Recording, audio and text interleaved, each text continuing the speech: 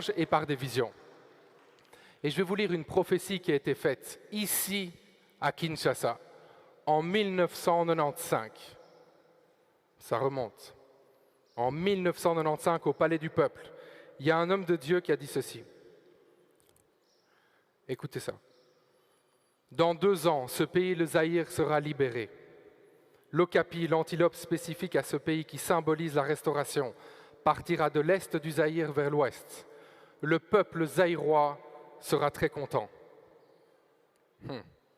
Mais cette effervescence et joie seront certes de très courte durée, parce que celui qui prendra le pouvoir en remplaçant le maréchal Mobutu sera tué.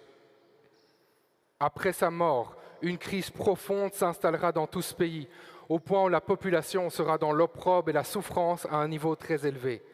Les Congolais seront dirigés par des leaders cruels qui leur rendront la vie difficile. Mais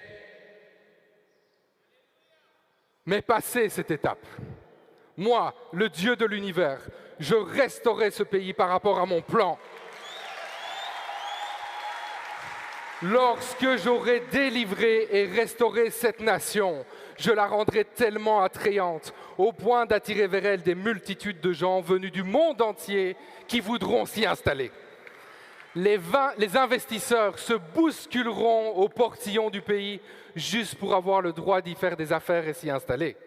Ceux qui auront fui ce pays le regretteront et par après, ils retourneront pour s'y établir.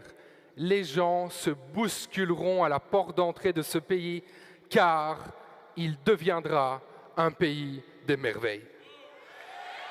Qui croit ici qu'on est en route? Qui croit qu'on est en route pour voir le Congo devenir le pays des merveilles? Si tu le crois, fais du bruit avec moi, dis quelque chose, manifeste-toi.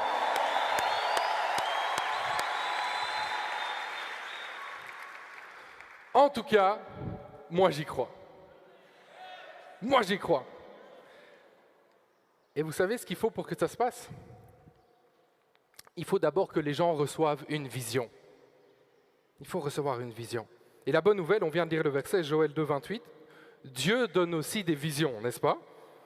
Et une vision, c'est aussi quelque chose dans le sens que on se représente à quoi le futur pourrait ressembler. Proverbe 29, 18. Lorsqu'il n'y a plus de vision d'avenir, un peuple vit dans le désordre. La version Nouvelle Bible Seconde dit